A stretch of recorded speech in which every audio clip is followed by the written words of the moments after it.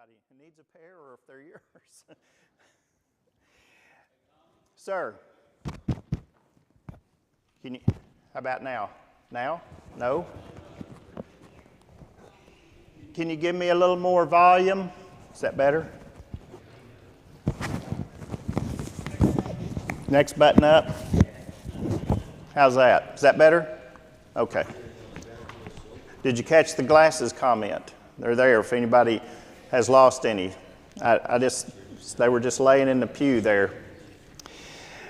There is a Crazy Card party at the Penrod's home on December the 17th. There was an email that went out last Friday for you to RSVP to through, or there's a sign-in sheet in the back, one of those back tables back there here in the auditorium. And tonight, they really need to know by tonight so they can get the food taken care of and enough tables and chairs and decks of cards and things like that. During the holidays on Sunday the 25th and Sunday January the 1st, we will not have our classes at 9, but we will have our worship services at the regular time at 10 a.m. The food boxes for the families at Glenview Elementary are packed and will be delivered tomorrow, and you can check with Sean Ashbury for details. Ann Camp, remember she was in the hospital. They thought she'd had a stroke last week. She's now moved to St. Vincent's Rehab. She's in room 201B. She is still in isolation and can only have 2 visitors per day, but she would certainly appreciate cards sent to her, and that's 2201 Wildwood Avenue, Sherwood.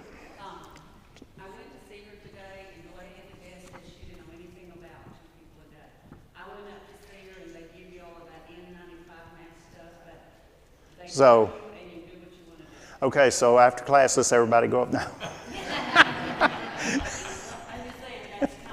Okay, all right, good. Good. I know she would appreciate more visitors than 2 per day. Good. That's good to hear. She's probably sick of seeing her daughter all the time anyway, right? Yeah. And all that, yeah. Okay. Well, good. I'm glad she can have more visitors. I know she'd appreciate them. There are handouts. Those two, there's 2 piles in the back. Ernest, hold your hand up, Ernest, to bring you one. And we're going to finish up last week's, and I've got a few handouts left from last week if anybody needs one. Ernest, could I take advantage of your goodness? This is last week if anybody needs a last week one. Thank you. Okay. I appreciate it. Remember, we didn't get all the way through, and remember, we have our YouTube channel up and going, and those who are listening online, you can send comments or questions through, and I'll be watching my phone for those to come through. I'm not texting a food order in when you see me looking down at my phone. I'm really looking to see if someone has sent a comment. We've got several people who are dialed in, listening and watching there, so we appreciate all of their attendance also. I am trying to get my email list cleaned up to get the lesson outline out ahead of time. I think I've got it there. I'm kind of looking out across. I think I've got everybody there, but if I missed you didn't get one, just give me a shout and I'll make sure, because I like to get those out a day or so before so you can just have a chance to go through it. Okay, so last week we started with Philippians and we got down to about verse 9. And remember, Paul is in prison, and even though he's in prison, he's in a really good mood, right? He's thankful, he's happy, he's pleased with the brethren in Thessalonica. And so as we were down to about verse 9, and it says, and I'll be reading from the New American Standard, "And this I pray, that your love may abound still more and more in real knowledge and all discernment, so that you may approve the things that are excellent, in order to be sincere and blameless until the day of Christ, having been filled with the fruit of righteousness which comes through Jesus Christ, to the glory and praise of God." So I wanted to start out talking about knowledge and discernment. He says knowledge and discernment, so obviously they're two different things. So what, in your mind, what is knowledge? What does that mean? That's just chapter and verse. Okay, chapter and verse. What, George? That's just information. Just data. It's just raw data, right? Okay. So what does then the discernment do to knowledge? Wisdom? Okay, whoa. Wait a minute. Rebecca, and then I think... Same thing, different words. Knowing what to do with the data. There you go. Okay, George? The same thing. Same. How to use it. And Melba, did you say something? Okay. Y'all are in agreement? Wow. Well, let me call it Chris. How about you want to throw it? I'll pick on you later. There you go. Okay, exactly. We, in worldly affairs, we know we get lots of information sent our way, and making the right decision based on that information is critical. And there are tons of people who are willing to let you spend your money on their ideas. I know that everyone in here has their extended car warranty completely paid up and up to date for the next five years, because how many calls a day do you get on that? 10 years, whatever. So, but being able to tell truth from fiction or sham from reality is critical in life and being a Christian, because how many people are out there preaching the gospel, and people have to be able to separate and get to the truth, and truth is really hard to get to sometimes. Chris?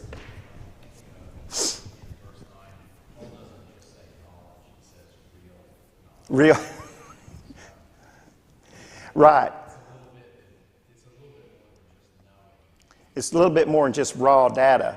Because really, I can know something. Yes. But I can be completely deceived in my knowing. True. Well, let me spin it around like this on you. Would you say that the discernment part helps you determine what the knowledge is you need? Would you agree? Right. And really, you can't function successfully without both of those. Someone that only has lots of knowledge, we sometimes say book smart, but they don't come in out of the rain. And we've seen that. A comment that Burton Kaufman put in his commentary on this, he said their affections exceeded their knowledge. They were more sincere than they understood, because they were an immature congregation. And in that part of the learning process, to grow, to get to the point to know, okay, this is trash, throw it out. This is chaff, this is wheat. To throw out and to separate, so that you need good information. Follow up with what Chris said, you need good information in order to make a good decision. It's something we teach. We were taught as we were growing up, and we teach our children as they're growing up to make good decisions, but they need good information. All right. Then he goes on to say that would enable us to approve what is excellent.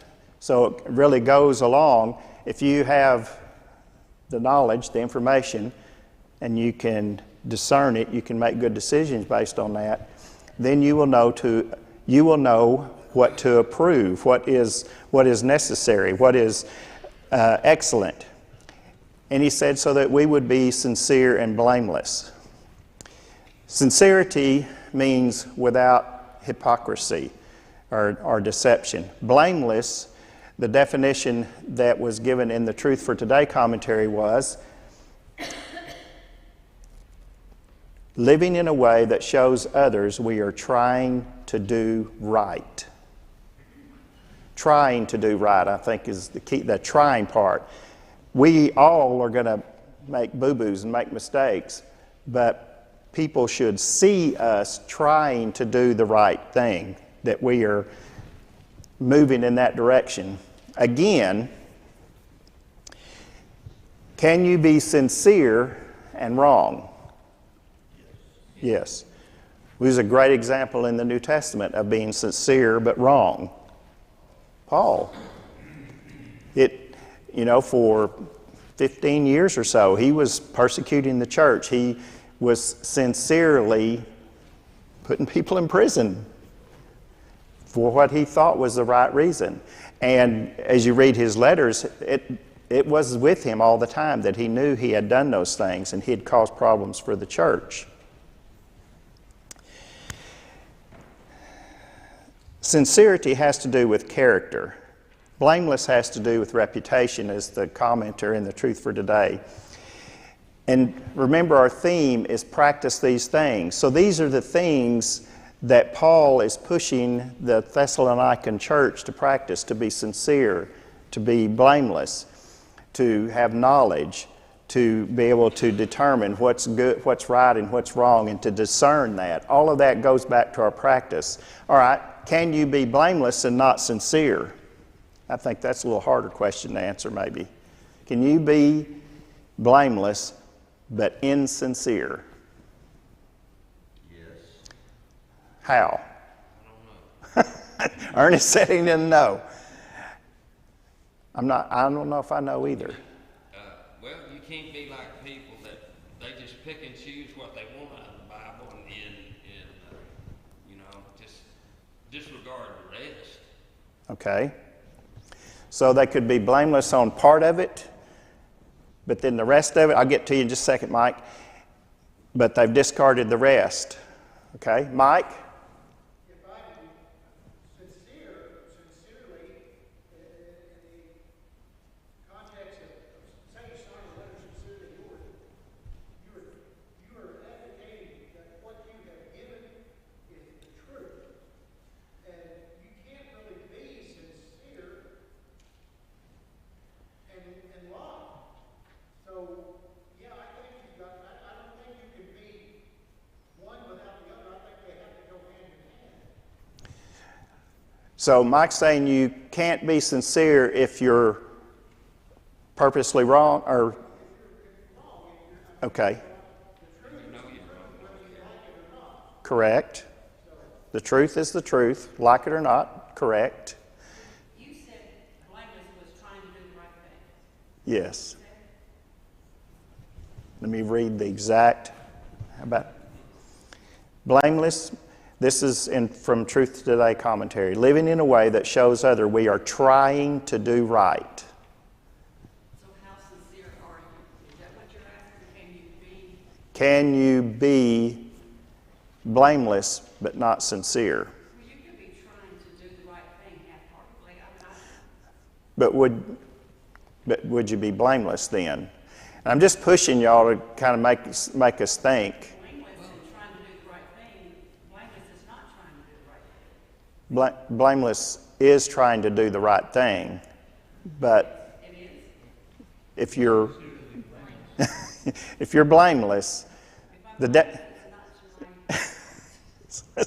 say that again.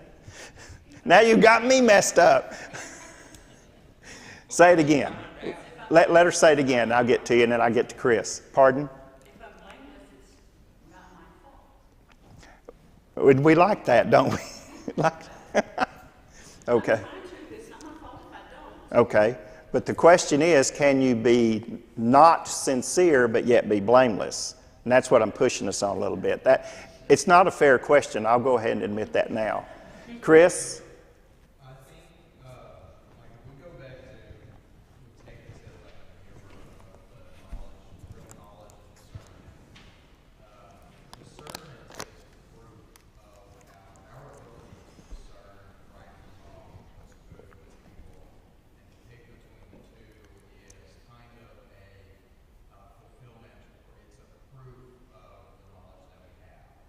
Our ability to, not our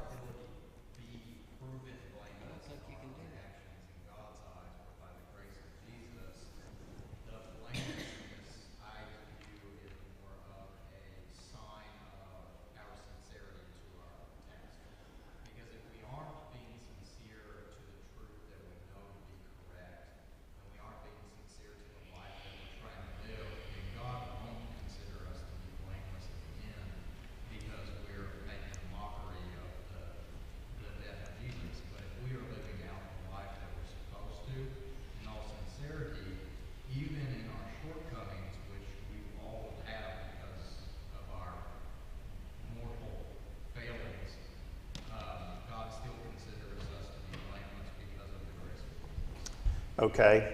Try to sum all that up for the people that are listening online. You can't be one without the other. And there's someone, okay, I'll get to you in a minute. And then Chad, if I understood you correctly, you're saying there's a kind of a progression maybe, that you first get information. You can't be discerning if you don't have any information, right? You can't be blameless without sincere. You got to be sincere first. And I really see all four of these words kind of together. You want to have knowledge. You want to make good decisions so that you can sincerely do the very best that you can do. Did I do that justice? And by our study and our gain of true knowledge and truth and our sincerity following that, we then are considered to be blameless in the sight of God, not because of our actions, but because of God's promise to us. Because we are walking in the light. Chad, and then you, George. I was going to say, and it kind of goes along with what Chris is saying, but I think you're looking at the wrong words. I am, okay. It's the one in between. Oh, It's and. You know, just like Mark 16:16, he that believes and is baptized shall be saved. That is It's correct. sincere and blameless. Yes. It's not an or you can be one without the other. It takes both. Would you buy the argument that it's a progression? I think there's some progression. And by that I mean you kind of have to have a little bit of knowledge first before you can start discerning. There's Right. that's what I was meaning. Okay. Yeah. Would you buy that? Yes. Okay. You'd buy that. That's the Okay. end when you got to pay attention. Yes. It's that little bitty word that gets you messed up. So, okay, George, I know you. Yep. I'm feeling that there's still a purpose there because Pharisees were not blameless, Nope. but they followed the law. I mean, if you're driving under the speed limit at 39.999, legally you're doing it, but what is your attitude toward it? Because But you're were saying, they look, blameless? The sincerity is not really sincerity, as it is some more the legalistic way you do it. But were they really living by the law? Were they really? They were obeying the law to the point where they'd strain a gnat. So they're, regardless of what they want to point everything else, in the way you're looking at it, they were legally following, they were not blameless in the law in the points where they were doing it, but their sincerity was not there.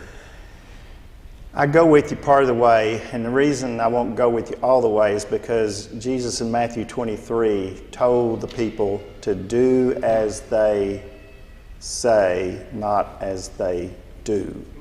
And that's where I would... There were some Pharisees that were following. There were. And we know some of them's names, don't we? Joseph of Arimathea, Nicodemus, I don't know about him. Hey, when you talk about progression, what did he do in Matthew 5? Okay? Sermon on the Mount. He told them, start with Beatitudes, right? These Yes. things you're going to be blessed with these things. Right? So there's your Progression. There's your starting progression. And he calls them to do what? Be salt and be light. Okay? Then he does what? He tells them, I've come to fulfill the law. He's poking the bear. He's got a captive audience. These are all early people. Yeah. Some are believers, some are about to be believers, and some weren't. Right. Yeah, You got to clear all this stuff out of the way before you get to this point. well, you bring up a very interesting, I'll get to you, Ernest, is all the way through the Sermon on the Mount, he would say, you have heard it said, but I say. And he really did poke the bear a lot. And then what's the first thing he gets to is anger. Yes. He says, if you don't do these things, you don't belong. You got to get all this stuff out of the way before you can have a seat with me. Leave your offering. Leave it all there. Yeah. So you put that. We talked about this in class the other morning. It says, Yeah. you put it in 2023 terms. Don't take the Lord's Supper if you don't clear this stuff up. Correct. Good point. Ernest and then Well, Larry. I think you can't be sincere and blameless unless you're doing the right thing. And when you find out you're doing the wrong thing, you got to do what's right.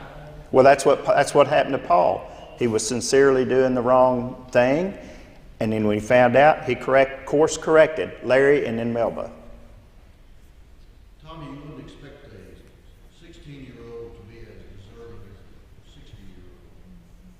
And you wouldn't expect a new Christian at any age to be as deserving as someone who's been a Christian for 30, 40, 60 years. Correct. Assuming they are maturing, as the Apostle Paul makes it clear in all his books, being a Christian is a maturation process. And Paul alluded to that, for instance, in Hebrews 5. He says, you still need milk. You should have moved on by now. And I've got to go back and start all over again with... Right. Okay. Melba. You were talking about the progression.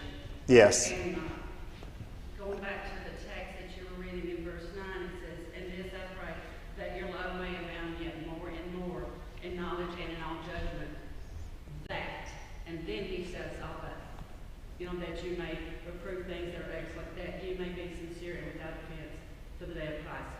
All that was preceded, I pray that your love may abound more and more in knowledge and in judgment. And when that happens, progression, Right. you can do those things in 10. Okay. Larry.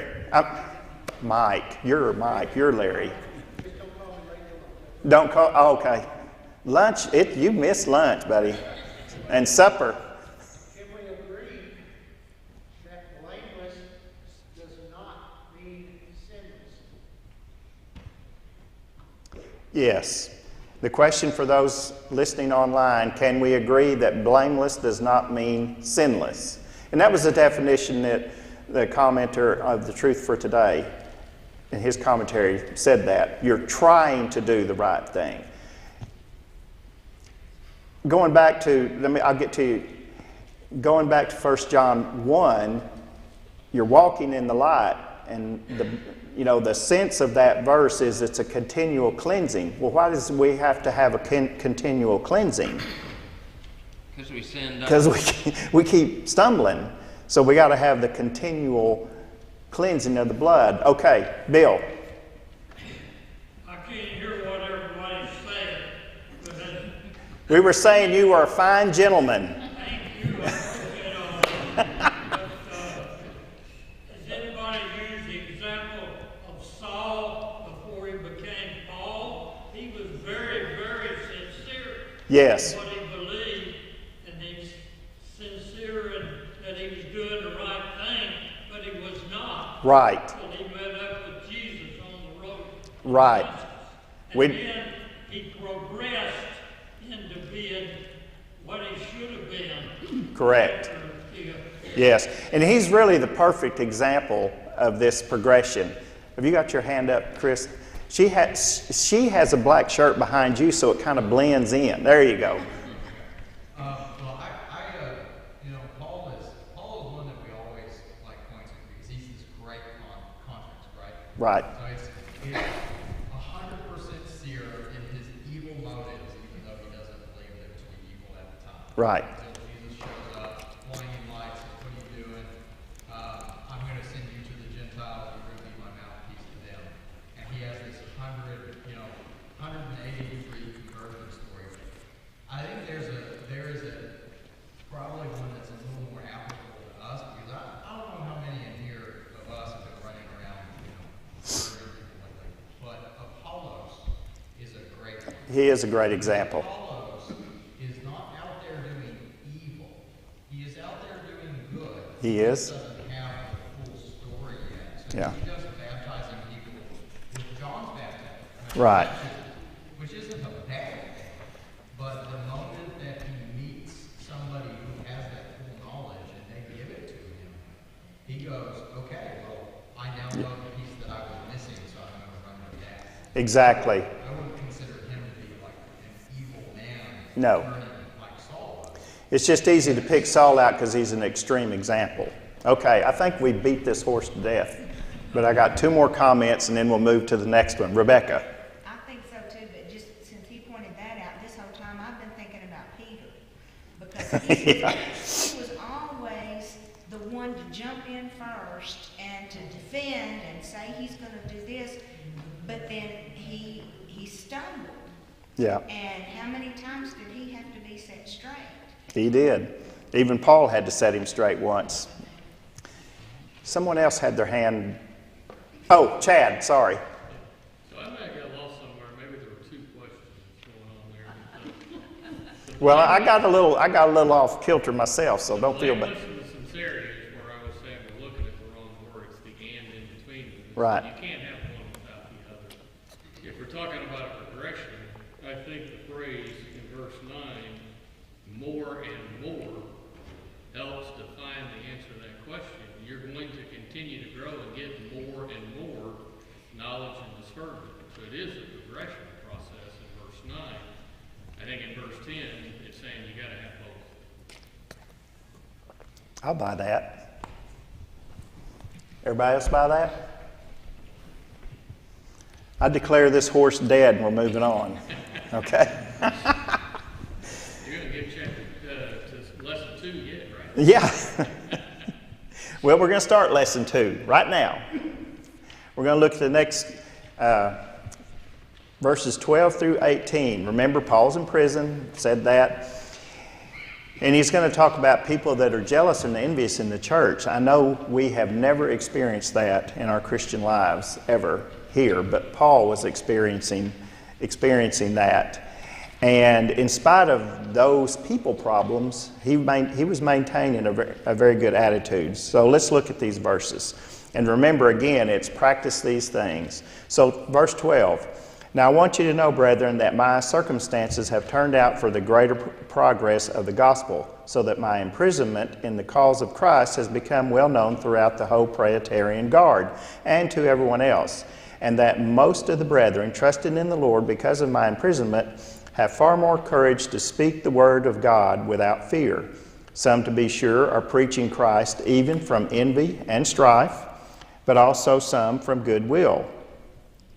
The latter do it out of love, knowing that I am appointed for the defense of the gospel. The former proclaim Christ out of selfish ambition rather than from pure motives, thinking to cause me distress in my imprisonment. What then? Only that in every way, whether in pretense or in truth, Christ is proclaimed, and in this I rejoice. To me, this is a very puzzling passage of Scripture. For the life of me, I cannot figure how he would rejoice when someone is preaching the gospel with the wrong motive. But he does, so we're going to dig into this and sort through that. Anyway, we'll get to that more, but that's an underlying question that I have, how he can have that attitude. But let's start breaking it down. Why was he grateful for his imprisonment? Because why? Why? Further the gospel. The gospel's being spread. Would you call Paul a political prisoner? Yes. Yes. Because he didn't really break any laws, did he? He was in prison because he just made the wrong people mad. And remember when we talked about and studied Matthew, and kind of a theme on that was Jesus confronting the establishment. And I gave you a quote that is very dangerous to confront the establishment, and it is very dangerous to be right when the establishment is wrong. That's a quote from Voltaire. And anybody who's been in that circumstance in a work situation, if you're right and everybody else is wrong and you stand your ground, one can lose their job over something like that even. It can get very testy. And so that was Jesus' situation. And finally, they just decided we're just going to kill him. That's what they decided to do because he kept confronting the establishment. Paul was confronting the establishment, so they had him in prison. He was, about 4 years. He was imprisoned in a legal sense.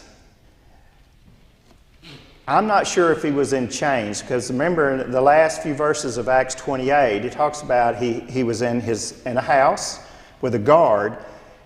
Usually the Romans chained you to the guard. I'm not sure in this situation that Paul was actually chained to the guard.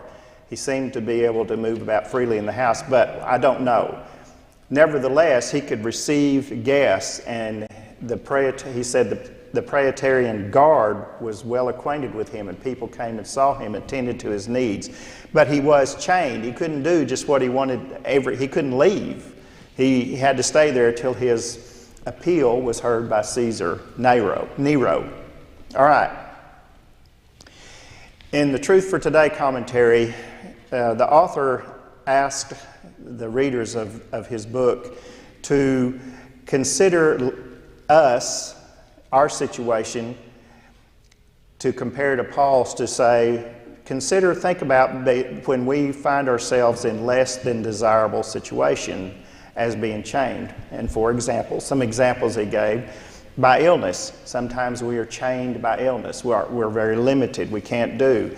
Any family, even a whole family could be affected if someone is just very, very sick. They have a debilitating disease. They've got Lou Gehrig's, they've got cancer, they got something that severely limits what they can do. It affects the whole family, and they can be chained in that situation, not being able to do the things that they want to do. Or they're in a job that it's a bad situation, it's a bad job, it's a bad company, it's whatever it is, but the person doesn't feel like they have any options. They feel they say, I got to feed my family, I got to pay bills, I got to do something, and so I've got to tough it out.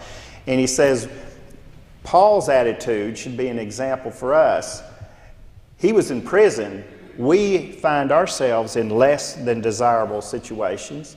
Maybe our family life is not what it should be.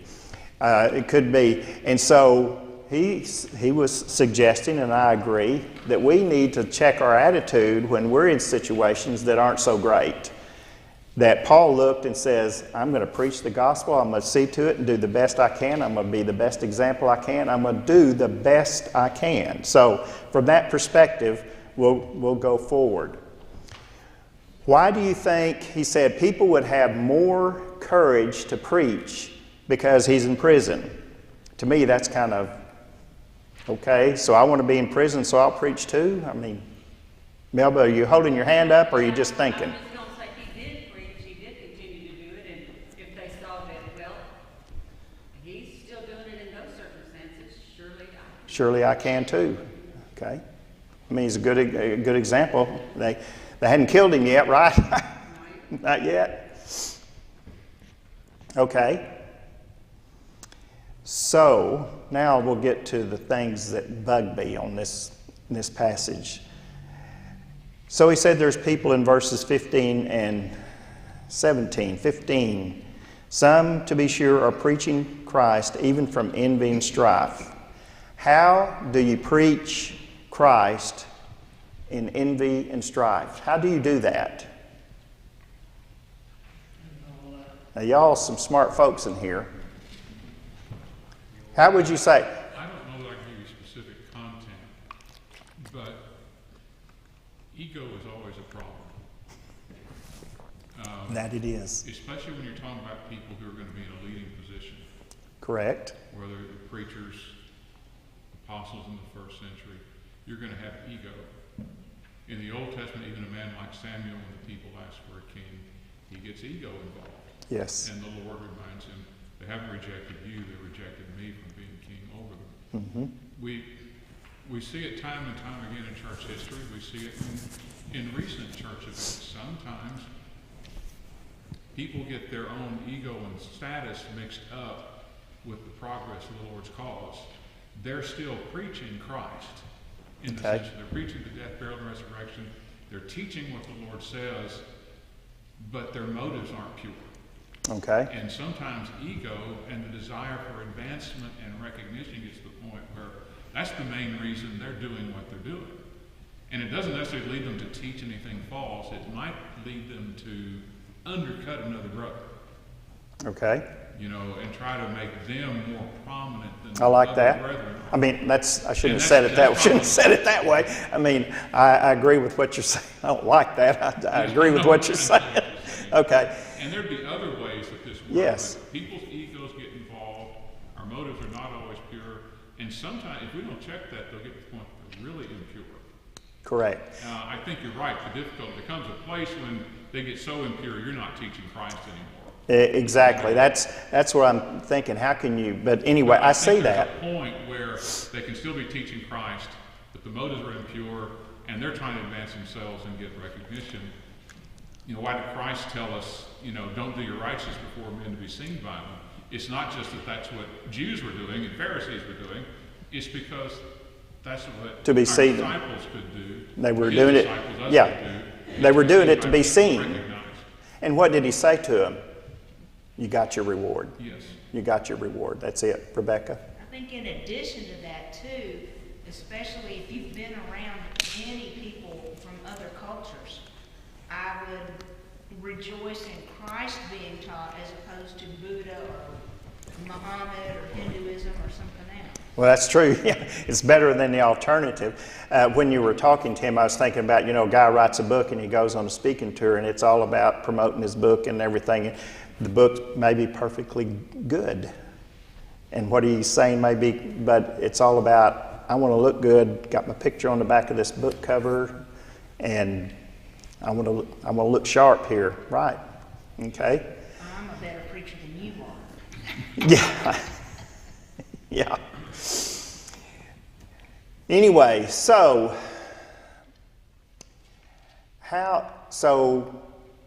a person is doing this to gain followers, to gain reputation, maybe not to gain monetarily, but just to have prestige, have the guy, to be the dude that everybody calls on and checks with and everything. Larry. Oh, I'm sorry, Larry, and yes. I think there's something from context that we don't have, Tommy. Could be.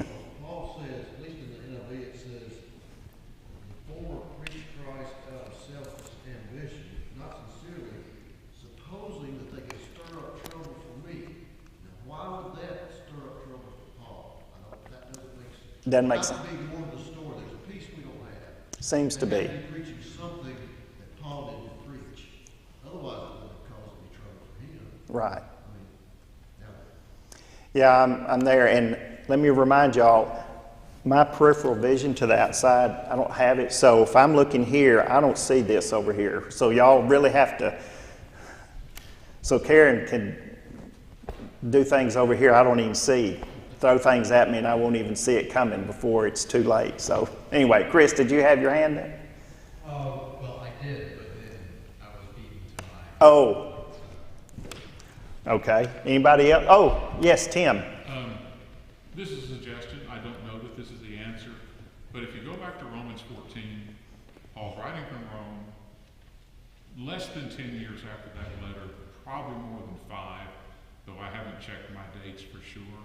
But in the neighborhood of 5 years, maybe a few more, where you have these issues where people think that they are free to do this and others are thinking, no, this is how a pious person acts.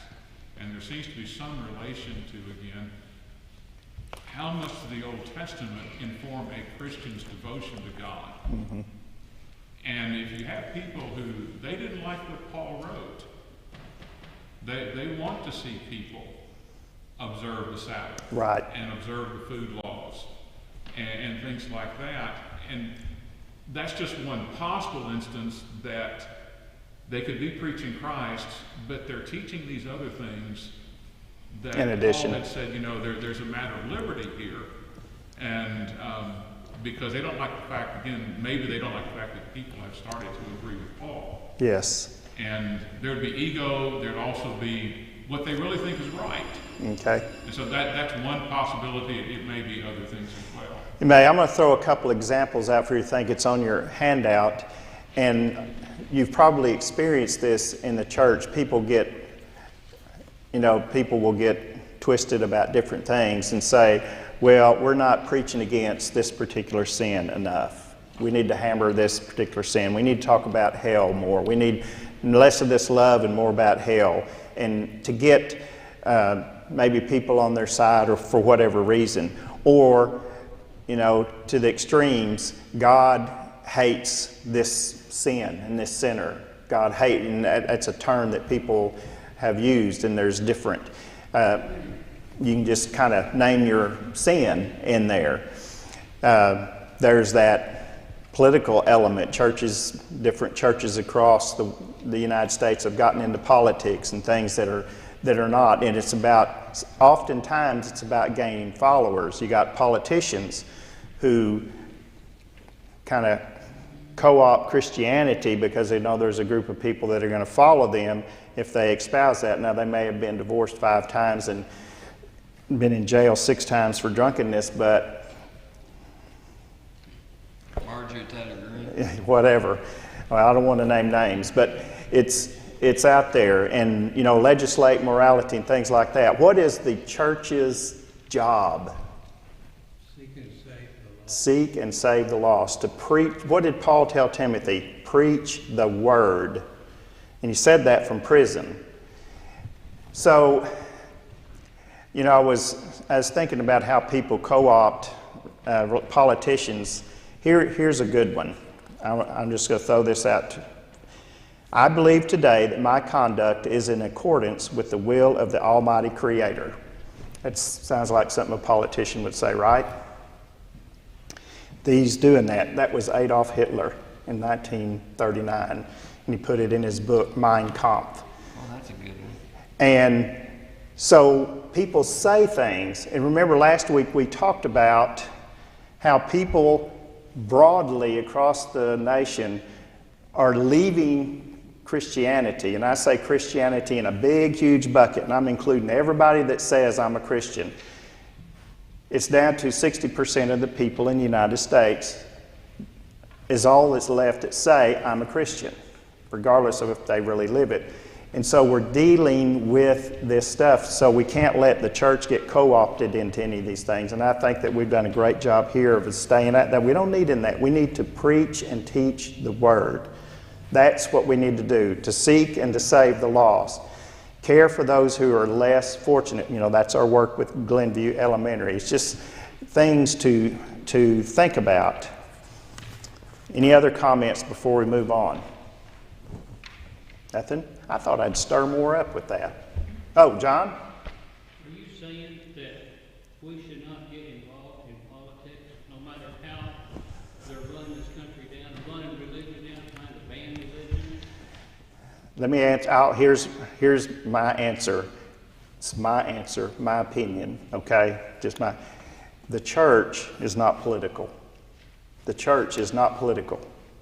The church does not support one party or another. The church, as an individual, if you or any other person wants to support a particular candidate, that's fine. As an individual. What I'm talking about is churches standing up saying the Summers Avenue Church of Christ endorses XYZ.